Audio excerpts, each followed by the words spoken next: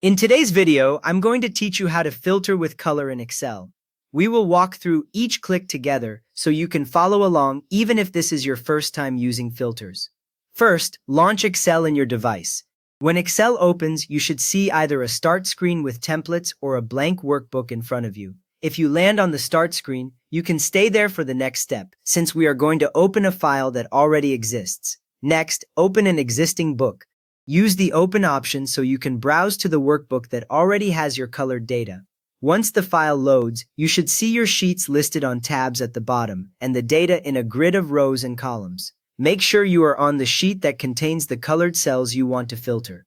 Now click any cell inside your data table. Choose a cell that is surrounded by your headers at the top and the records below. When your cursor is in the table area, Excel can automatically detect the full range when you turn on filtering. If you click outside the data, Excel might only apply the filter to a small section, so staying inside the table avoids that problem. From there, go to the Data tab on the top ribbon. Look toward the top of the Excel window and click on the word Data to switch to that tab. The ribbon will change and you will see groups like Sort and Filter, Data Tools, and Forecast. You should also see the Filter button there, which we are about to use. Next up, click the large filter button, the one with the funnel icon. As soon as you click it, small drop-down arrows will appear in each header cell at the top of your table. That tells you that filtering is now turned on for the whole range of your data. After that, click the drop-down arrow in the header of the colored column. Choose the column where the cell color or font color is meaningful for you, such as a status or priority column. When you click the arrow, a menu opens showing sort options, filter checkboxes, and additional commands. With that menu open, hover your mouse over Filter by Color in the menu.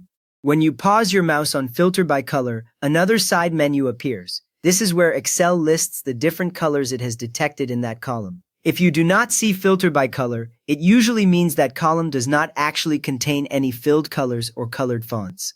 Now select your color from the available choices, Filter by Cell Color or Filter by Font Color. If the background of the cells is colored, pick Filter by Cell Color and then click the exact color swatch you used. If only the text is colored, use Filter by Font Color instead. Excel shows only the colors that exist in that column, so each choice represents real data on your sheet. Finally, click OK. Excel will hide all rows that do not match that exact shade. You will see only the rows with the chosen color still visible, and the filter icon in that header will change to show that a filter is active.